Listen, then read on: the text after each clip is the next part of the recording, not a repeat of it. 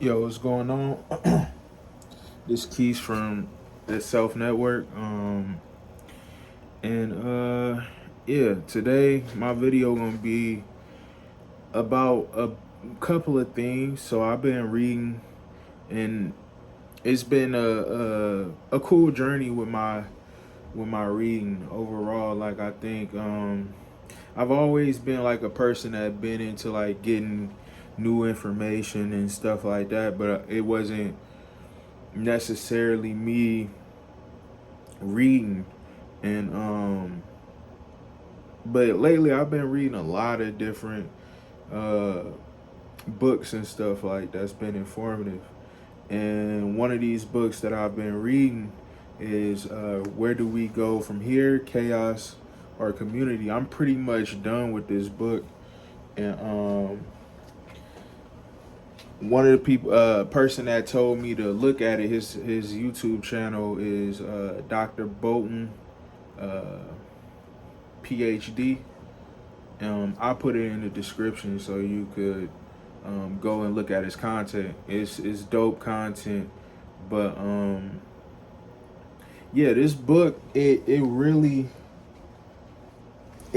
gave me Martin Luther King is already like a person, a respectable person, but maybe over the last like 10 to 5 years, you see like it's been a lot of like slander on Martin Luther King's name. And I like reading this book, I definitely believe that um nobody should be slandering this man. This is his last book that he was able to put out there. And I think he may have died um before it was published, because Coretta Scott actually was the person who put it out. And so just kind of hearing what he said, what he was saying, you could kind of see um, that he was becoming a lot more radical. Like I feel like the Martin Luther King that you get by just going to high school and or just going into United States school system is very sanitized. Like they give us the Martin Luther King uh, that they want to show you, and not the Martin Luther King as a full person. And I think this book was really dope because you got to really get insight of the mind of MLK. Um, Something that really stuck out to me was that for the most part in this book, in this manuscript, he basically pointed out a lot of fallacies um, of our country, but not just our country, just like the people within it.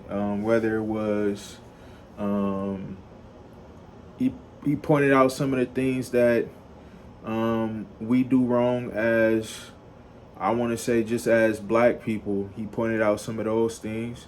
It wasn't the main thing. It wasn't he didn't put that much of a spotlight on it, but he brought it up, kind of, showing that he thought about those things, and how our community, it's not perfect at all, but he also pointed towards the system and how it's messed up. Um, I feel like he pointed out the racist people in America, but he also pointed out how white people um, were also needed in the furthering of black society.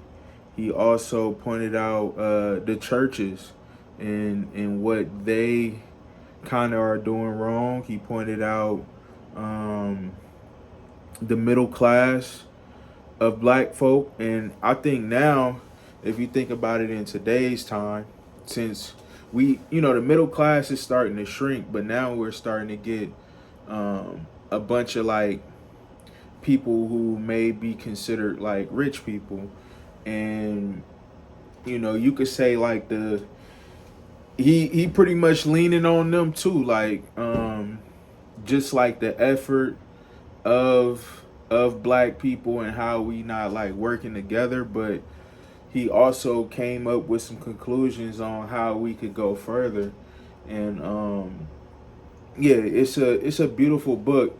And like I said, like I think like over the past like 5-10 years, um Martin Luther King has gotten like scrutiny for, you know, some people think he boule, some people think like he's a agent and stuff like that.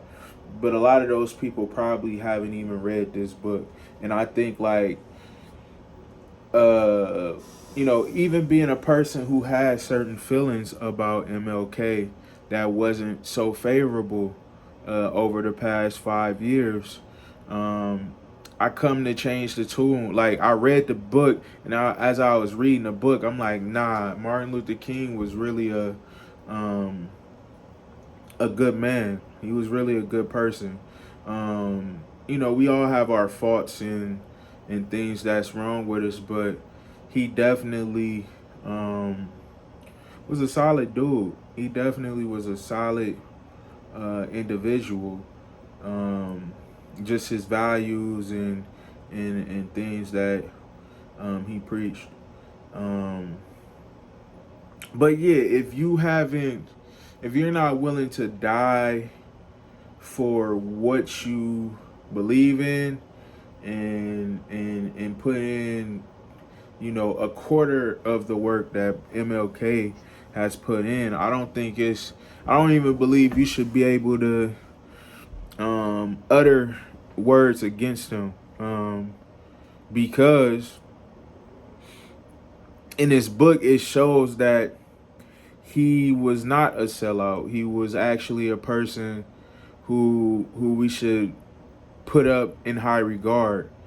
And I mean, in the American society, we kind of do in some ways, but I think we may be using his name to kind of as a way to show like, oh, we're all together and we support MLK, but it's not like we're not doing what he told us to do. You know what I'm saying? It's a gesture, it's a kind gesture, but it's not what he actually said, which you know, I think the greatest way to show that we revere Martin Luther King, we should probably listen to the things that he said in his book and actually do them. And that's how we show that we loved and respected Martin Luther King. Also, I would like to say this, like, um, yeah, like I find it kind of not funny, but it's kind of like crazy that the parallels between MLK and Malcolm X, like towards the end of their lives, both of them kind of became a lot similar in their messages. Like I think they both pulled from each other. Like uh, MLK kind of got some of the radicalness of Malcolm X, and Malcolm X kind of got like that overall like integration uh, of different cultures and kind of like allowing other cultures to kind of like come together to aid him um and yeah, so it's kind of interesting to see that this is what happened with these two individuals. And I really think that like, yeah, people, before you make a judgment on some of the people of the past, you really gotta like consider like where they were coming from in a time frame, and and like some of the mindsets of that time, yeah, like I said, like just MLK, that he was a special man, and we really, I think more people need to read that book. That book had so much like just knowledge and just great messaging. Um, but yeah, like I said, I think I find it another thing. Like I think it's crazy that, you know, when you start looking into the black people that had like a lot of powerful messages, the people who got killed were the people who started to shift their message from being like black power, which I still believe like the roots of MLK, the roots of Malcolm X, the roots of Fred Hampton were was like the betterment of black people, right? But as soon as they focus on classism, that's when these people got their lives taken away from them. And I think it's definitely a interesting. I think it's an interesting. It's very interesting. Like you gotta really think about it. Like it was a bunch of revolutionaries who are not even just revolutionaries, just like civil rights activists, a lot of activists during that time. And the ones who got killed are even not even just the activists, the people that really stuck out in the 60s, they all got killed when they started to focus on classism. Racism is an issue in America, right? And it's still an issue today. But I will argue that classism is the bigger issue. And it's always been a bigger issue in America. But once you had people with certain type of platforms bring it up, they had to get them out the way. And even today, when people start to hone in on, huh, maybe I don't dislike white people. Maybe I don't hate black people. Maybe I don't hate Mexicans. Maybe I don't hate Jewish people, whatever, right? It's like as soon as you get to these conclusions and you start to hone in on the 1% in America, it's like something in the news happened, it'll throw us all off for months. And it happens like this all the time. And I want people to start to really pay attention to these events, because it happens every single time. Soon as we take a step forward, we take two back. They hit us with an article, uh, uh, or like they hit us with some type of news of something happening to kind of divide us, whether it's George Floyd, whether it's a Charlie Kirk, whether it's a war out in Ukraine. Like every time when we find a ground of kind of coming together, they figure out a way to divide us through the media. So I think this is something that um we've been dealing with for a while now, especially with like the media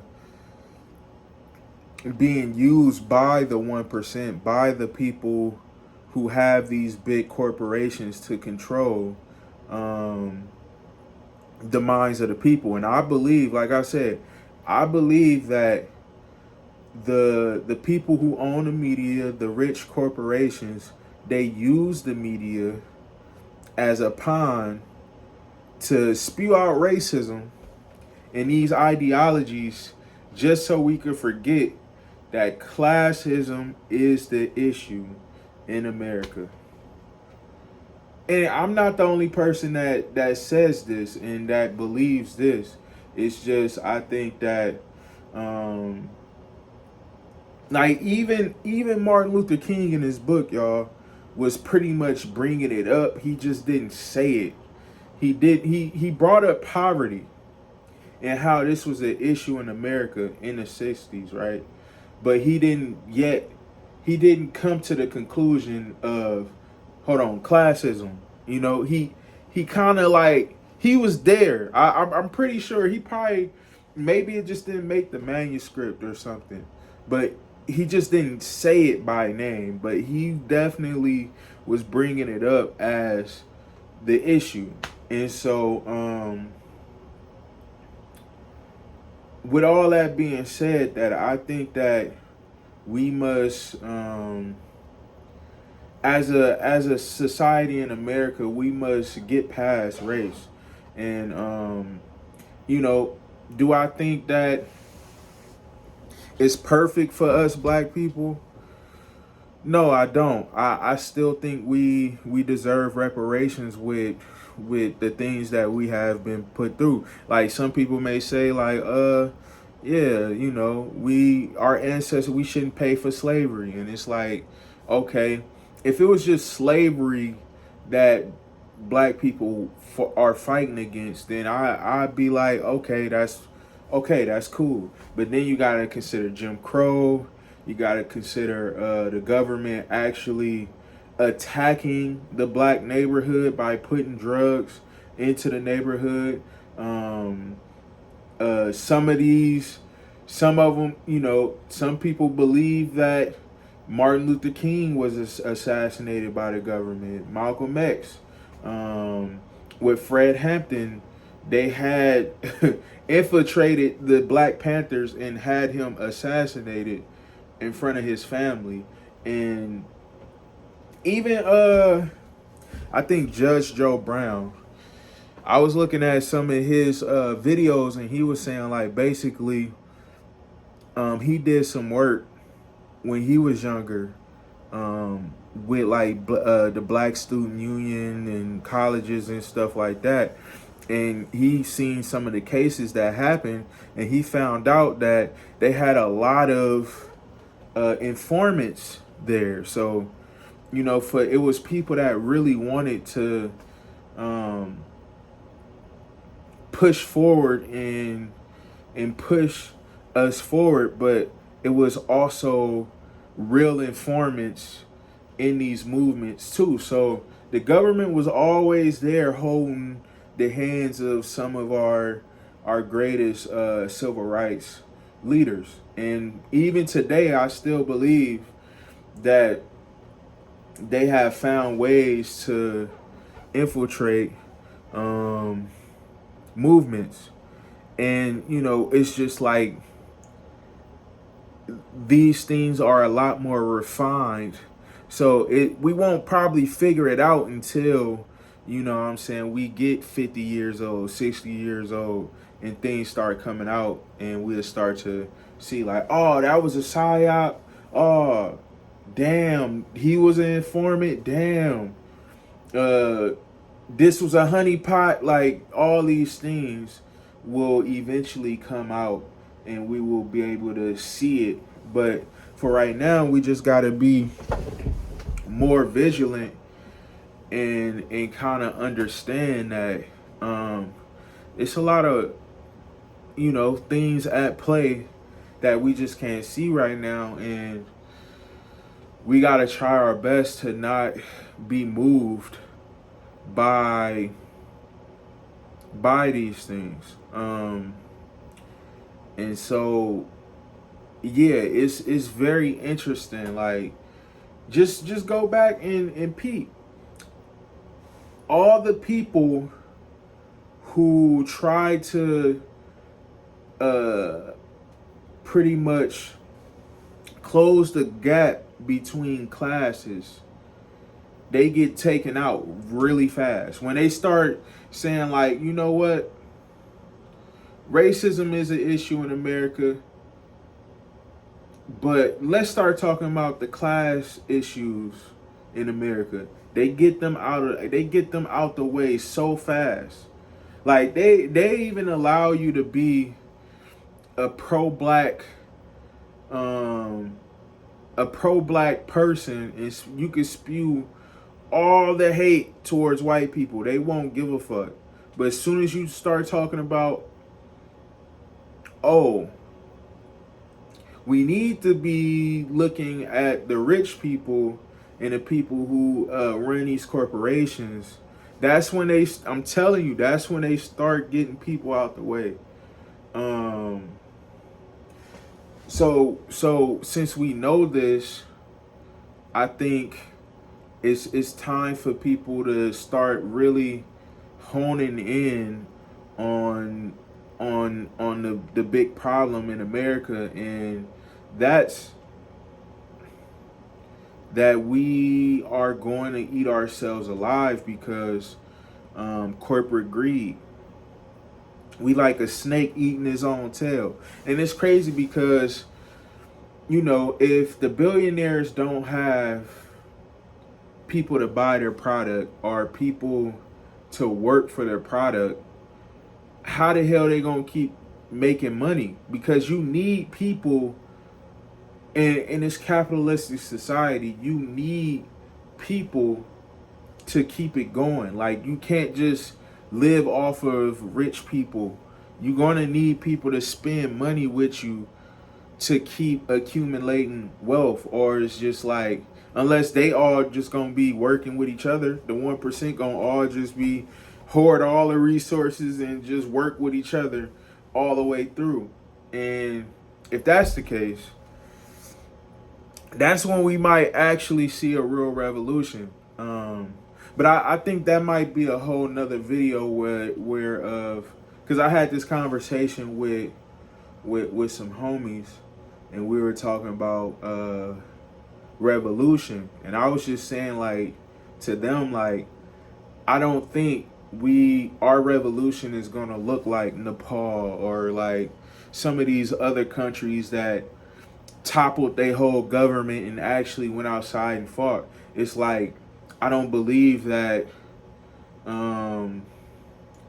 we would be able to fight our army or any of that, because we put so much money on building the army. So we have to do it in a different way. And I think for the most part in this book, Martin Luther King talks about how it's really like a community aspect that's going to put us in the best position as black people. And I think for the rest of the country, we have to get away from corporations.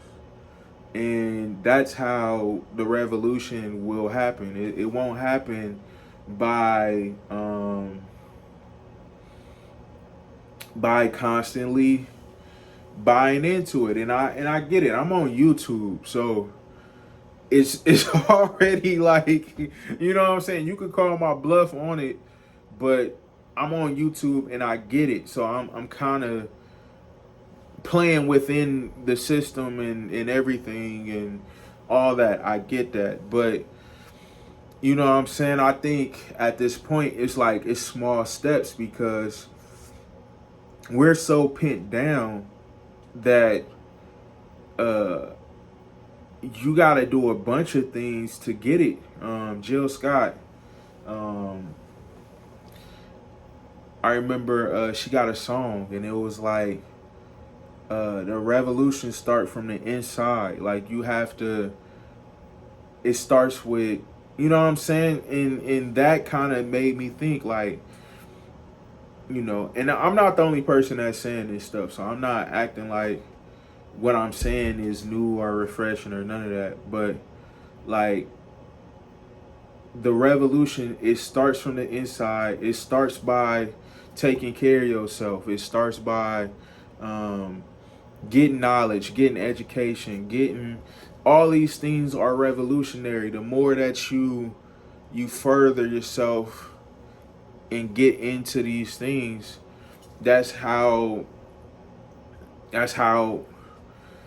more revolutionary you will get without even spilling any blood.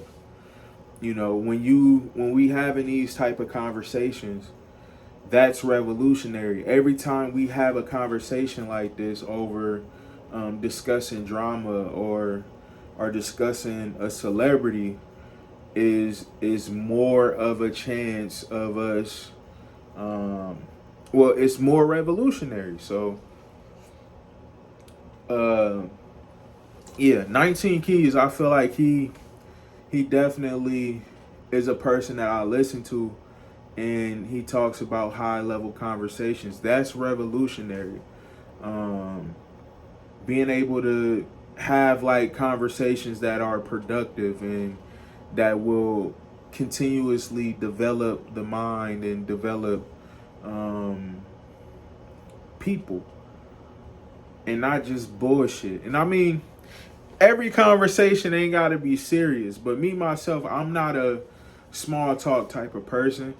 um I mean, I try, but it I just get like awkward and shit like that, and it's not really the best conversation. But when in these type of conversations, I get excited and perk up and all that. So um, yeah, we need to do that. And like I said, no bloodshed. We don't need to have bloodshed, and that's what, Martin Luther King started this thing out, kind of comparing, his book out by comparing Black Power to his nonviolent movement, and he was saying like he understand Black Power and the radicalness of the movement and why people lean towards that.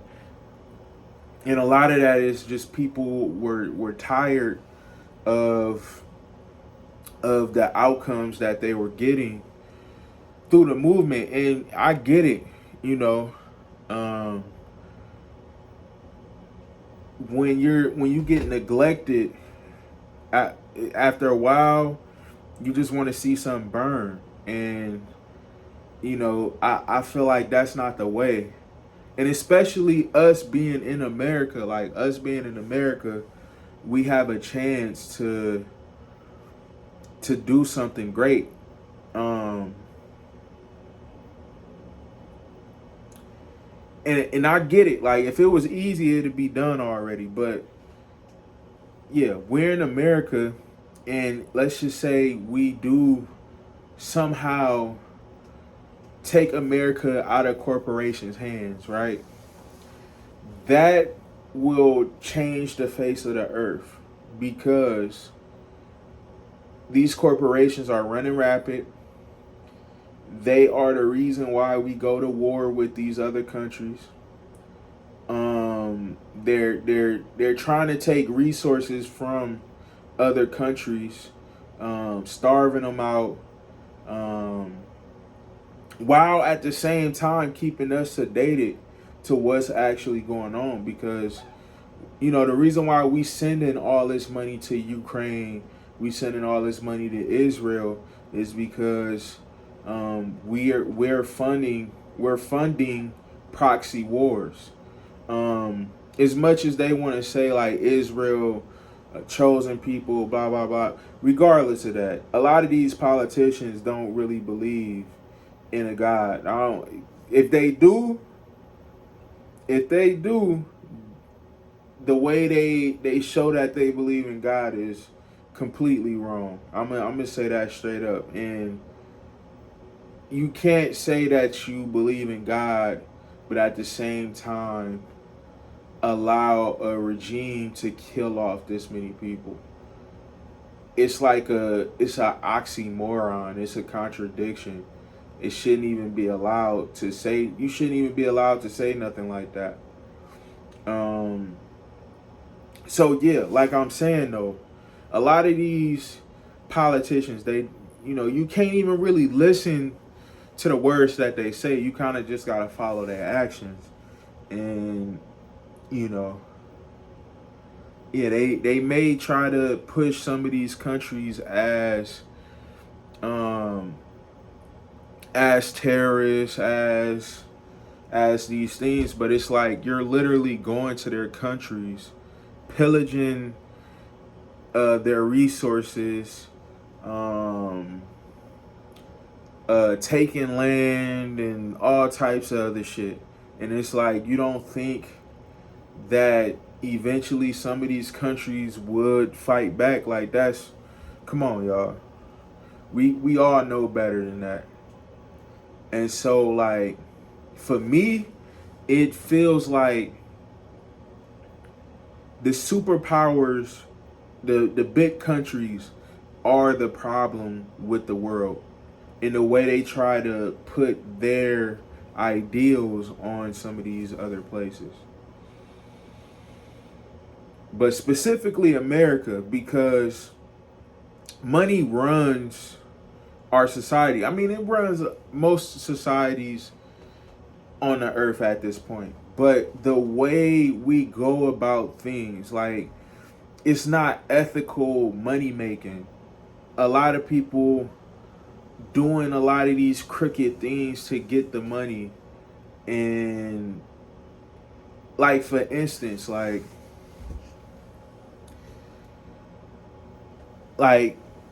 some of these companies, they will, instead of paying people in America, they go to other countries and they try to get cheap labor. But, you know, some people like, oh, well, if they keep the jobs in America, that will raise the price of said thing. And it's like, here's the thing. A lot of these objects don't cost that much to really build in the first place. And at this point, we're just paying for brands. We're paying for the name of said object or thing. So the fact that a lot of this stuff is already, you know, an iPhone could cost you $1,200 is crazy, when it didn't take them that much to really build it. Like, it, these concepts are so crazy, but I don't want to get into it because, you know, that's capitalism. And I'm honestly, foundationally, I'm not a capitalist. Like, I'm not. Me, myself, I'm not. Like, if I get something for $1, it's gonna be, and then I try to resell it for $100. I couldn't even sleep at night. Like, I'd be like, bro, I just got this thing for $1, and I'm trying to sell it for $100. So think about it on a larger scale.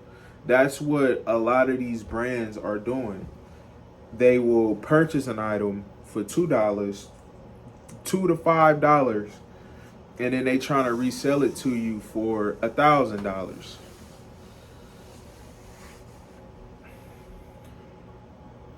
And then, like, a lot of these billionaires, man, it's like, I don't know why people in America cape for billionaires. If a millionaire, okay, you know, it's like you could get an ethical million and not be a scumbag. But most billionaires, even if they cool people, like, how did you get that billion? You got some blood on your hand, brother. And so it's just like, I never understood why Americans love billionaires. Like, why? These people are evading taxes. They're using charities to steal money. A whole bunch of stuff, a whole bunch of loopholes. And it's like they will rather this country go to shit and destroy itself than to do stuff the right way and actually help build the society. Because that's what you're supposed to do. If you have, and that's why you know, a lot of them supposed to pay a lot of taxes, but they do loopholes and stuff to where they don't have to pay taxes. In fact, it's a way to where you don't have to pay nothing. Like if you own a business, you could give yourself a check for like $1.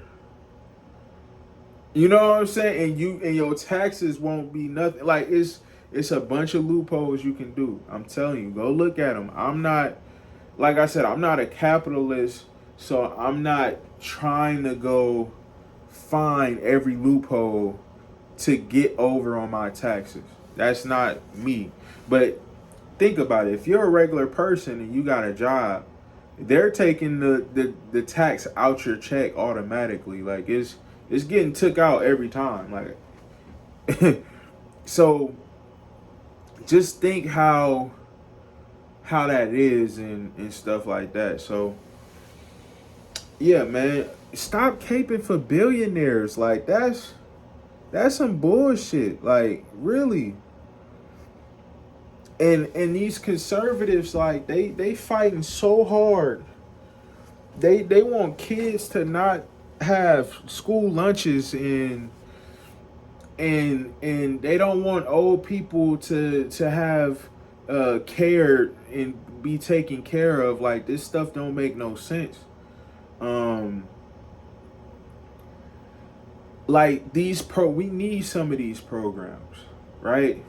And I would say I think we need more programs. I think that in some cases, we need more stuff in certain areas to kind of push us forward. Like I think in general we don't put enough money into education. And I heard somebody tell me, they was saying like Bill Gates and Melina did some trial and they was like the money don't mean anything. Like why would we listen to a billionaire about the money that a school need? Like they out there scoping out every school to see what's going on. Like I've actually worked with kids and I can tell you that a class with 30 something kids in it with one teacher is not the most optimal way to have your kid learning anything.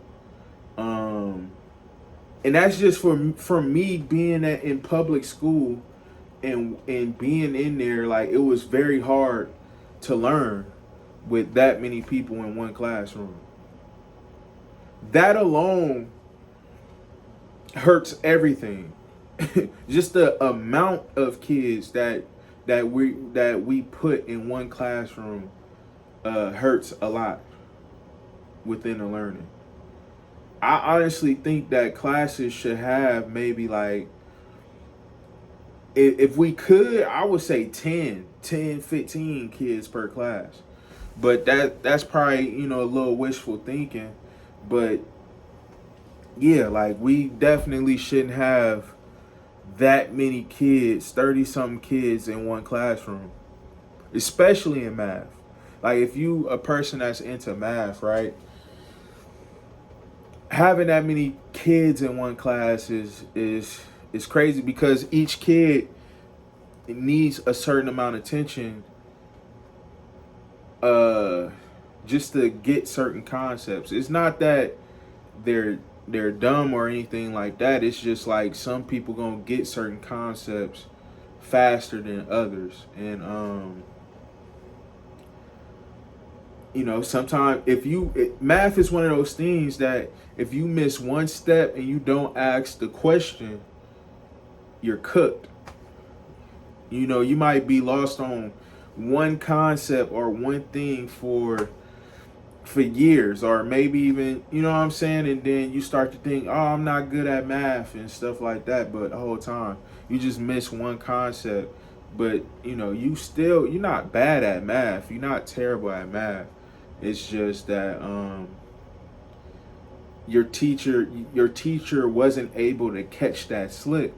And a lot of that is too many kids in one class with a teacher. And I say this, teachers don't get paid enough to take care of these kids. Because like, I'm gonna be real, teachers come out of their pocket, or the ones that I've been around, they come out of their pocket to get the utensils they need to work with the youth. And that within itself is cold because they already not getting paid enough in the first place. So we have a lot of issues in America, but I think education is one of the biggest issues. And that's something that Martin Luther King said in his book. Education is one of the biggest issues in America.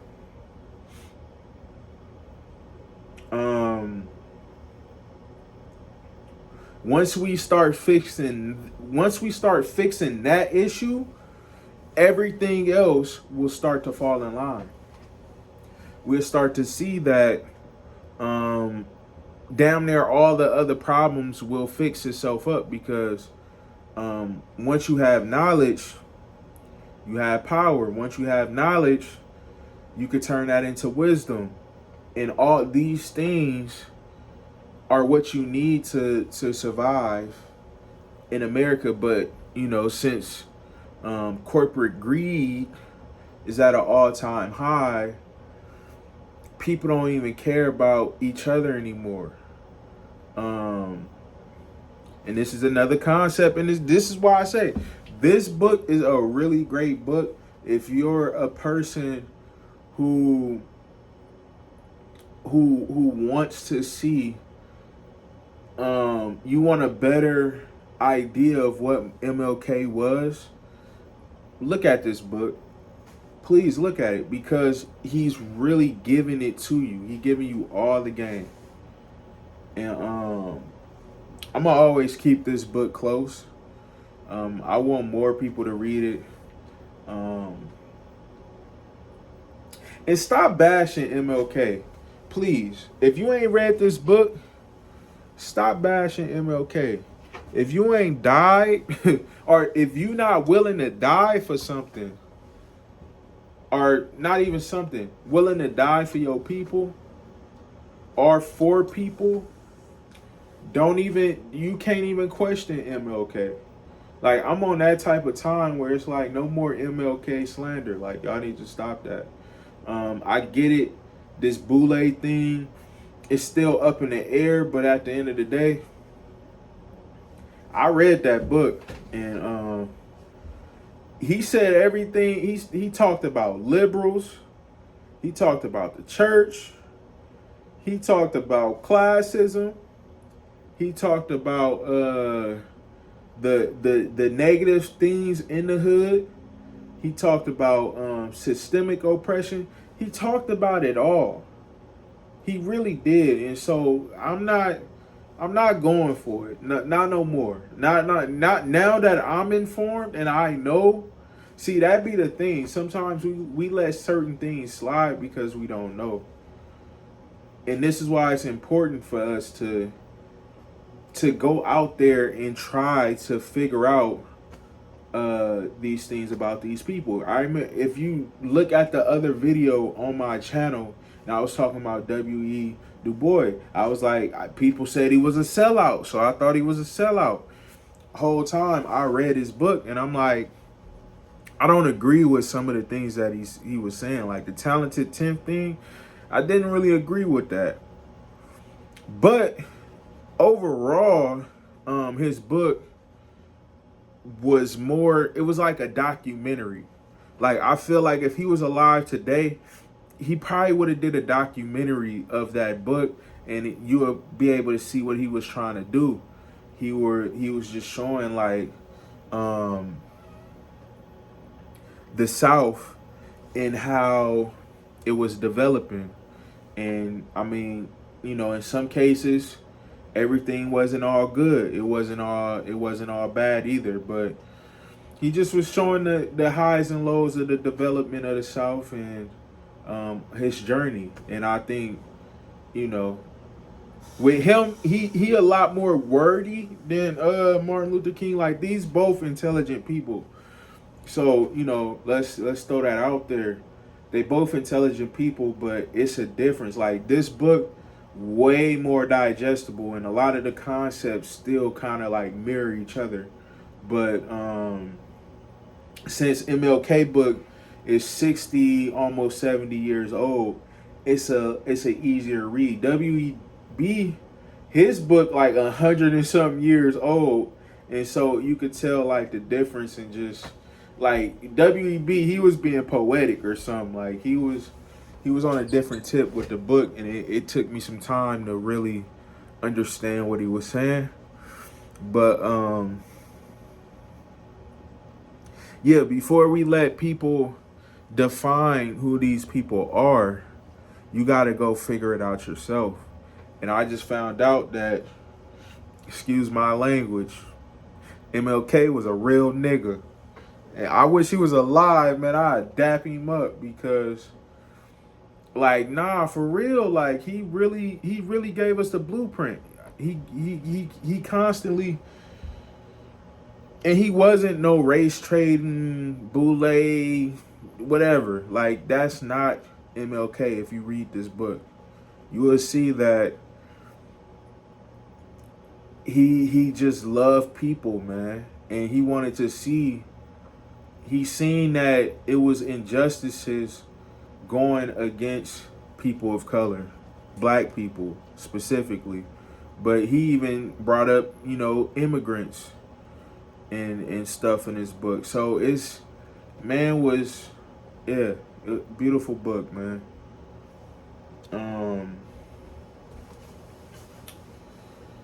So yeah, man, trying to think, do I got any more points?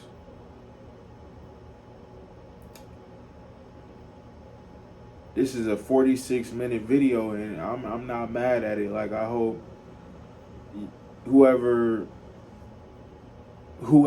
come through and look at this video, like, you really go and buy the book and see for yourself.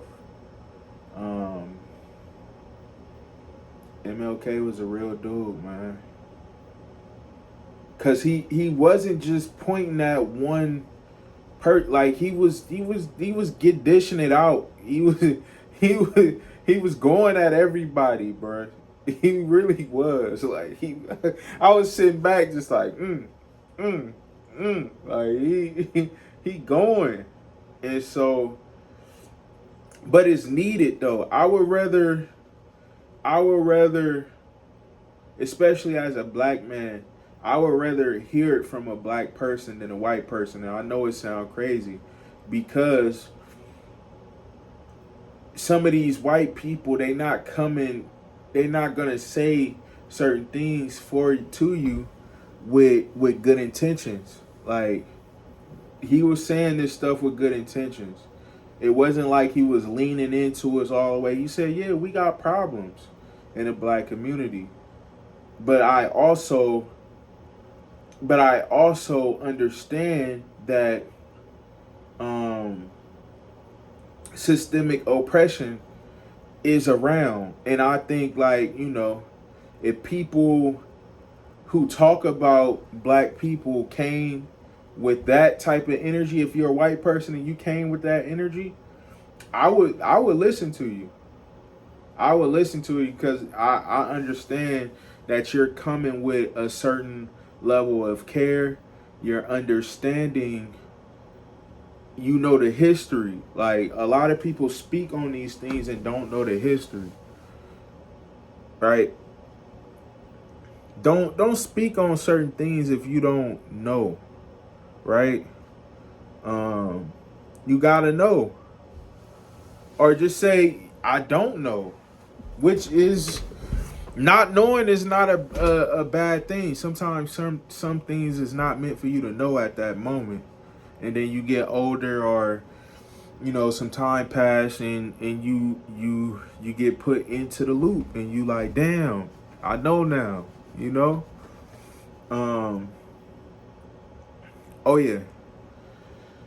Another thing that I wanted to talk about was like environmental racism, because this is another thing that I feel like people don't feel like, they feel like these things, like racism is not an issue in our country, but it is in weird ways. Like the Jaam, they talked on it, on it, and I love they podcast, like them being that age, being so young, and talking about these things in a very smart way. They very intelligent.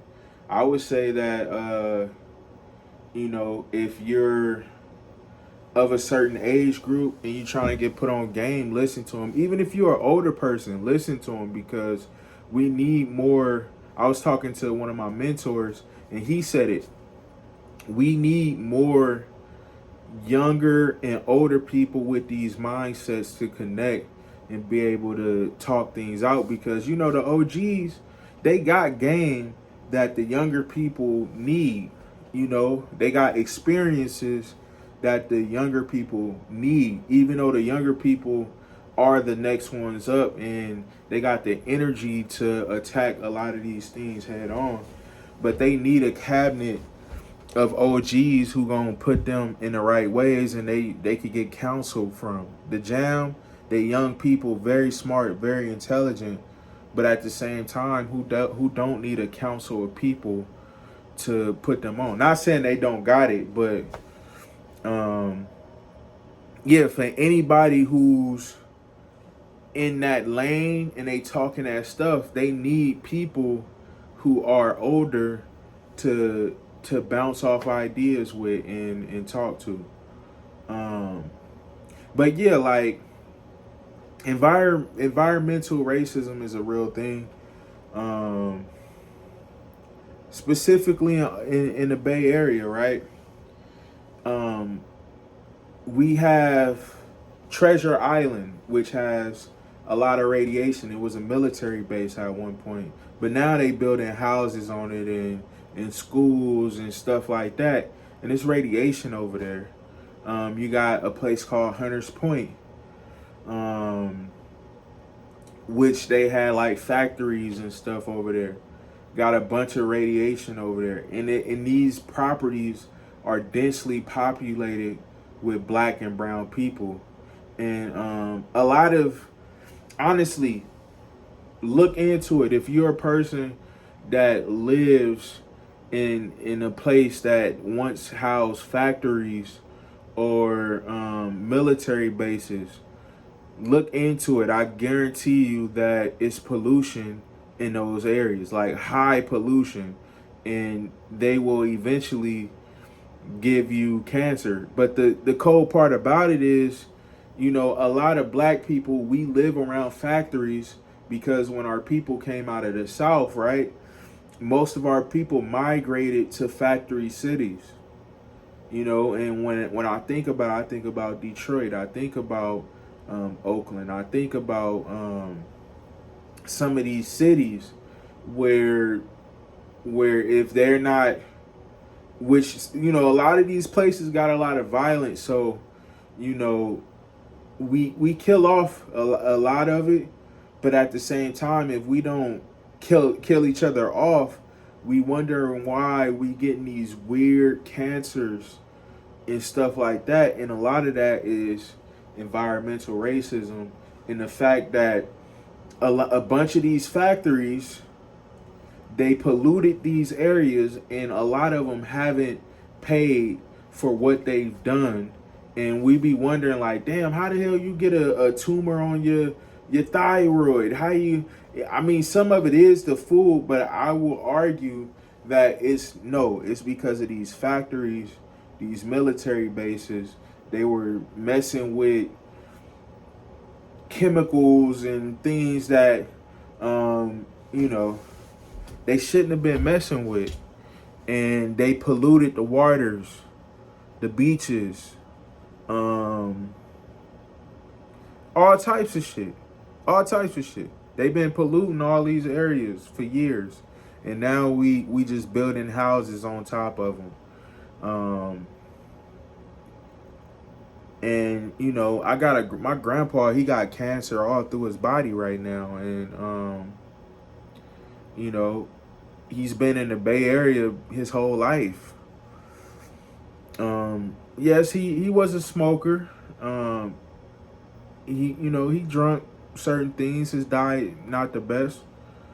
Um, but yeah, it's just like once you start looking at some of these things, it start to make a lot more sense on why these things are happening. And when you start messing with chemicals and stuff like that, that's where you get the cancers. That's where you get weird heart diseases and hormonal imbalances and all these things.